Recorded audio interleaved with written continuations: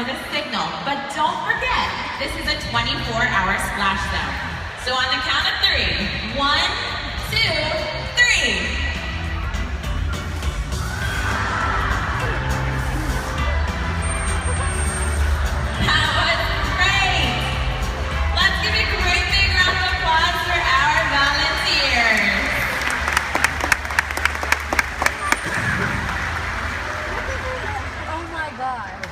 Well, I don't know about you guys, but I definitely see some future animal trainers. What do you guys think?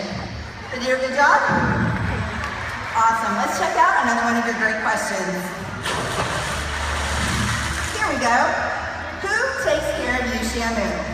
I love this question because it gives us a chance to show you how much we care for these extraordinary animals. Are the trainers ready? We sure are. The training you see here in front of us are behaviors that allow us to take care of the whales. For example, Casey has asked Tuar and a fluke present. We can draw blood samples from their tail flukes, which allow us to check on their health. Across the pool, we have Kayuke doing a slide out. This behavior allows us to weigh the whales. We track their weight to make sure they are growing and developing properly. The high energy behaviors you see, such as fast swims and breaches, are behaviors that killer whales do in the wild and here at SeaWorld. Una is going to demonstrate one of these first high energy behaviors, as she does a bow in the back of the pool to gain the speed. In the center, let's watch as she does a back dive.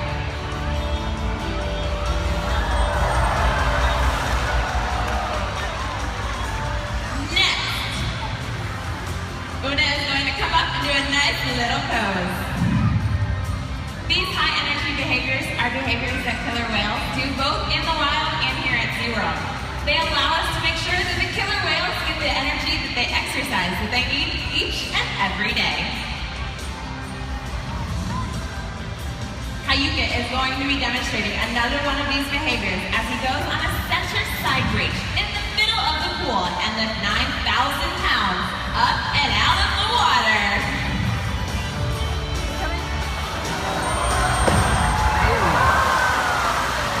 And next, we are going to have Tuar go on what's called a squirt center bow as he pumps his tail to gain speed and dives down to 40 feet deep. Get your cameras ready for the center of the pool for Tuar.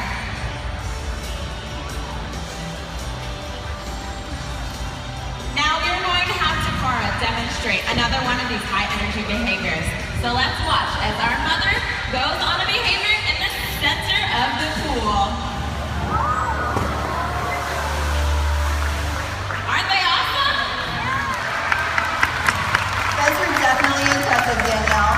But I know our guests also wonder, how much does a killer whale need to eat to stay healthy every day?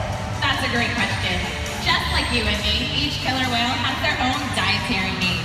For example, Una, an 18-year-old, eats 95 pounds of fish every day. And across the pool, let's see, how much does Tuar eat? Does he eat one fish? Let's go ahead and see if he eats 2 fish. What do you guys think? Does Tuar eat 2 fish? No.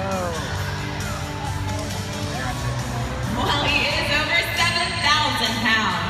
Let's go ahead and try that whole bucket.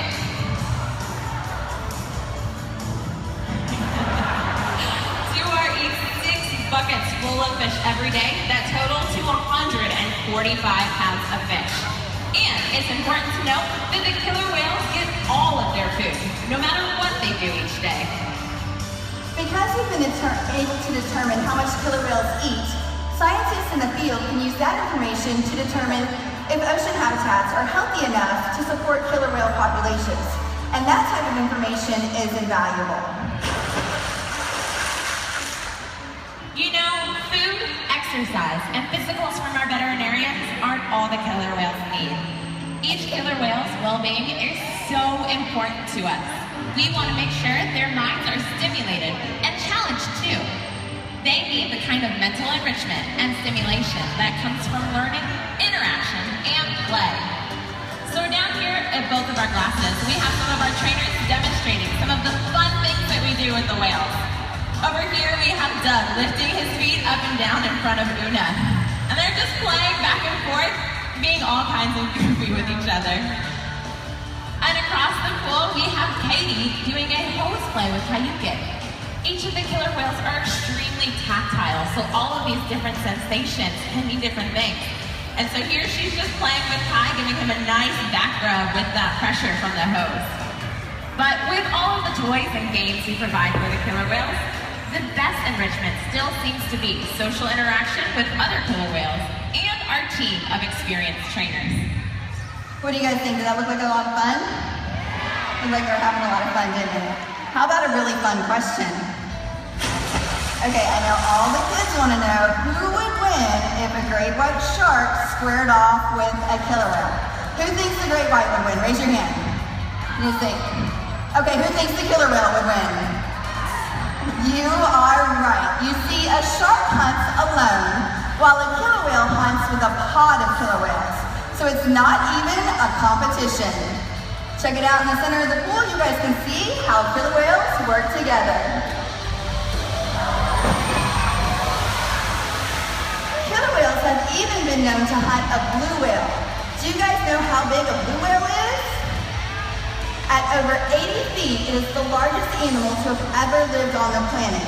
But killer whales can hunt these huge animals because they coordinate, they collaborate, and they cooperate. They work together to overcome challenges much larger than themselves. You know, we could learn a lot from the killer whales about how to overcome the challenges our oceans face. In fact, if we coordinate like the killer whales, we can overcome the challenges facing the ocean and change the fate of our world.